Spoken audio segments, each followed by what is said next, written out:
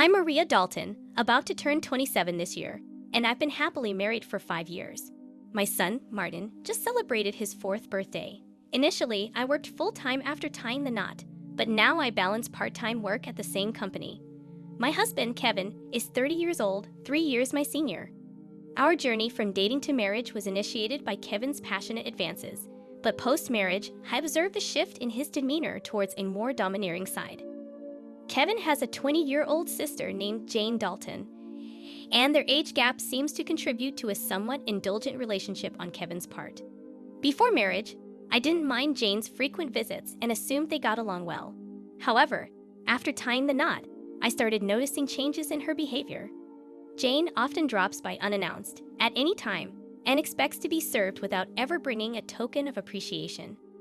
Kevin, rather than addressing the situation, expects me to accommodate her demands. Jane acts as though I'm invisible, addressing only Kevin with a casual "brother, I'm here again." Despite not preparing for an additional guest, I end up serving dinner to Jane. Kevin, instead of understanding, blames me aloud, insisting I should have been more considerate. Despite Jane's verbal apologies, it's evident she relishes Kevin's preferential treatment. Left with leftovers, I prepare my own meal while Kevin and Jane continue their chat on the sofa, leaving the dining table messy. They never acknowledge Martin or me, treating us more like hired help than family. One evening, as I'm about to take a bath with Martin, Kevin interrupts, loudly instructing me to buy a cake for Jane. Despite it being late, Jane insists on having it immediately. Kevin blames me for delaying, and, feeling compelled, I reluctantly head to the cake shop with Martin in tow. Overhearing their conversation, I learn they're criticizing me for being inconsiderate and questioning the decision to marry me. Meanwhile, Martin, though unable to grasp the words, senses tension in our relationship. Suppressing my emotions, I ask him about his cake preference, and he cheerfully requests one with lots of fruits. Our trip to the cake shop was filled with discussions about cakes, momentarily pushing aside Kevin's earlier words. Martin and I arrived just before closing time, fortunately finding the cake Jane desired. We purchased 2 cakes, including the fruit-loaded one Martin wanted. Back home, I served the cakes to Jane and Kevin, then prepared Martin's cake and headed to the dining room. The moment I placed it in front of Martin, Jane pointed and expressed her desire for that cake. Before I could react, Kevin moved Martin's chosen cake in front of Jane, disregarding Martin's protests. Kevin justified his action, claiming he bought the cake with his earnings and had the right to choose for Martin. Unable to contain my emotions any longer, I voiced my dissatisfaction. In response, Kevin threatened with divorce. Martin, who had stopped crying, anxiously held my hand and then, after some thought, said, "Mom, I'd also love cake with strawberries on it. Yes, it's really delicious." He mentioned this while eating a cake initially wanted by Jane. Feeling that Martin was enduring too much, I lifted his cake plate when I saw Jane reaching for it. I took Martin to the next room so he could enjoy his cake in peace. Kevin apologized to Jane, claiming he was sorry for being stingy. Despite wanting to retort, I held back for Martin's sake. Watching Martin innocently enjoy his cake was a heartwarming sight. After finishing the cake, we decided to have a late bath and sleep in Martin's bed. The next morning, I discovered Jane had already left. As I prepared breakfast, I heard Martin crying. Shockingly, his piggy bank, a gift from my father, was broken, and the saved money was gone. Martin, who always said goodnight to the piggy bank, was left heartbroken. When I questioned Kevin about it, he casually mentioned that Jane needed some money, so she took it from the piggy bank. Holding a crying and shaken Martin, I felt his pain so acutely that I cried with him. It was painful to witness Kevin prioritizing and caring for his sister more than our son. Expressing my anger and sadness, I confronted Kevin, breaking my usual silence on arguments in front of Martin. Kevin, without a word, went to the bedroom and returned with something shocking in hand: divorce papers. I discovered the hidden divorce papers that Kevin had tucked away somewhere I didn't know. In a sudden burst, he confronted me, shoving the papers at me before storming out of the house with a loud bang. Martin, who had never cried over the issues with Kevin and Jane, seemed to have reached his limit, crying since last night. Unable to bear seeing Martin so hurt, I suggested skipping daycare for the day, and he happily agreed with a loud yes, showing a faint smile. We spent the day playing and bonding, with Martin bringing a picture book from the shelf, sitting on my lap, and happily remarking, "The teacher at the nursery today was Mama, right?" He looks like an angel. His little heart seemed filled with patience, and I decided to make the day special by taking a day off from work. Despite causing potential trouble at my workplace, they kindly understood the situation and granted me a day off. In the morning, we visited the park, played hide and seek, and had fun in the sandbox and on the slide. When we returned home for lunch, Martin appeared sleepy, usually napping by himself. But today, he fell asleep on my lap like when he was a baby. Though I initially thought of doing household chores during his nap, I decided that today was special. Instead, I allowed myself to be healed by his peaceful sleeping face and gentle breathing. However, my serene moment was abruptly interrupted by a noise from the entrance, indicating the front door had opened. As it wasn't Kevin's usual time to come home, I became suspicious and quickly hid in the bedroom closet, clutching Martin. A voice echoed through the house, and to my surprise, it was Jane. Trembling with fear, I listened as she searched for something, expressing frustration over not finding it. Jane then made a phone call, mentioning Kevin and discussing their unsuccessful search. After hearing her lock the front door and leave, I put Martin to bed and contemplated the strange events.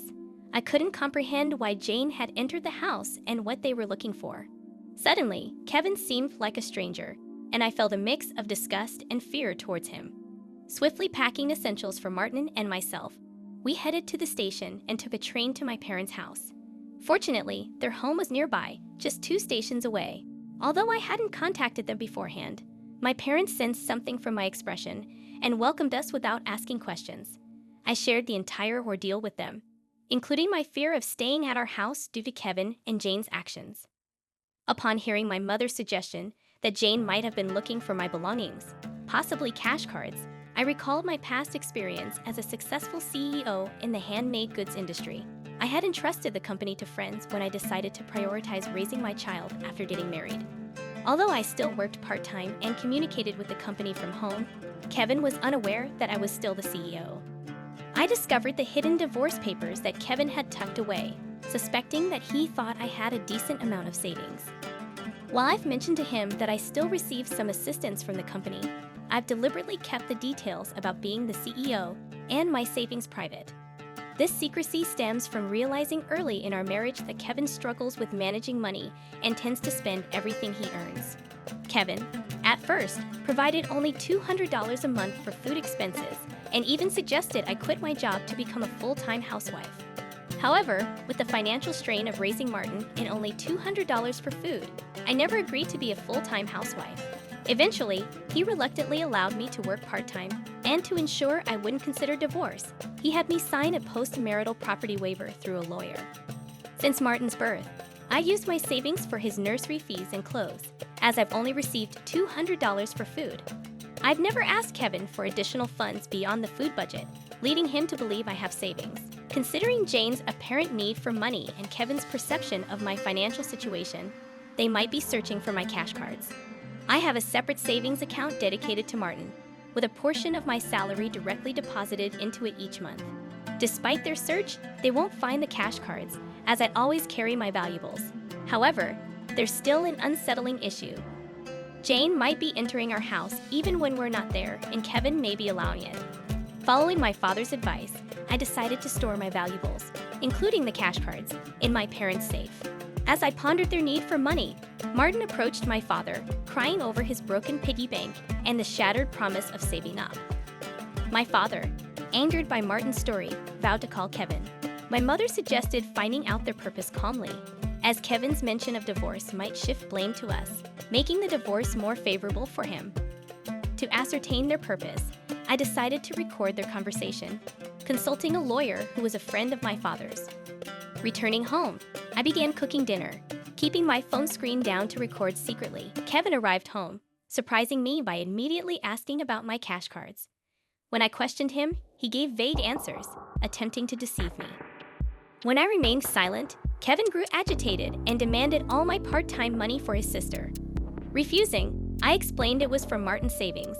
In response, he angrily pushed the signed divorce papers toward me, declaring that I was living off his money and didn't need to save for Martin. He even uttered words implying he valued Jane more than our son. Hearing this, I stopped preparing the meal, put the divorce papers in my bag, took Martin's hand, and headed for the door. Kevin, in a loud voice, declared his serious intent for divorce, instructing me never to come back. I responded by stating I wouldn't return to a house where a stranger could come and go freely. After leaving, I received numerous messages and calls from Kevin, which I ignored. Turning off my phone, I sought refuge at my parents' house, sharing the recording and divorce papers with them. Although I confessed to having no love or affection for Kevin, I expressed concern for Martin. My parents advised me to do as I pleased, acknowledging the potential emotional impact on Martin if a divorce were to occur. While grappling with the decision to divorce Kevin, Martin expressed his hunger. My mother, seeing my distress, kindly made him hamburgers, his favorite dish. Overwhelmed with emotions, tears welled up in my eyes as my mother told Martin with a warm smile that she prepared the hamburgers so that he and I could visit whenever we wanted. Taking a bite, Martin exclaimed with joy, praising Grandma's hamburgers and expressing a desire to eat them every day. I responded, saying it's because the hamburger contains the love I have for him, and he, in a touching gesture, took a big bite and offered it to me. Moved by Martin's kindness, my tears couldn't be held back, and even though I tried to stop them, they persisted. My father, noticing Martin's concern, reassured him that my tears were of happiness, not sadness. Hearing this, Martin, in a moment of understanding, hugged me, and my father's eyes turned bright red. Realizing the blessing of being with family, I remarked to Martin that family is precious. Surprised, he questioned if Dad had mentioned that only Jane was family.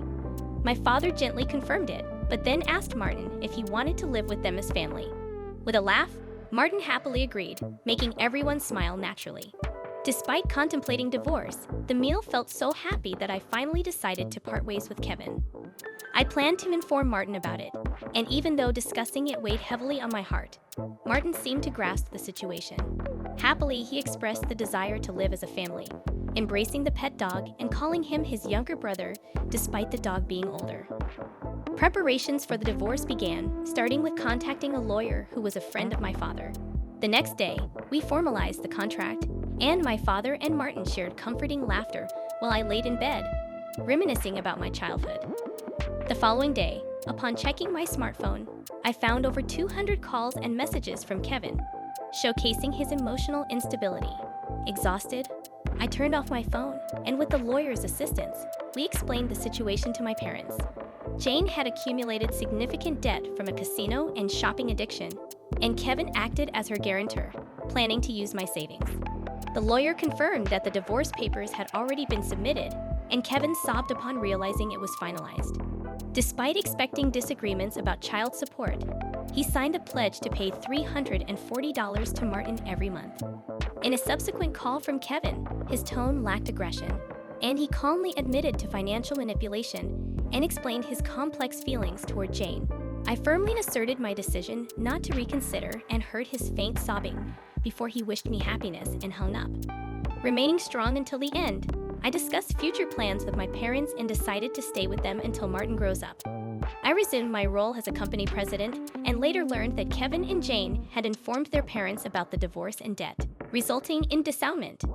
Today, I find happiness being with my family.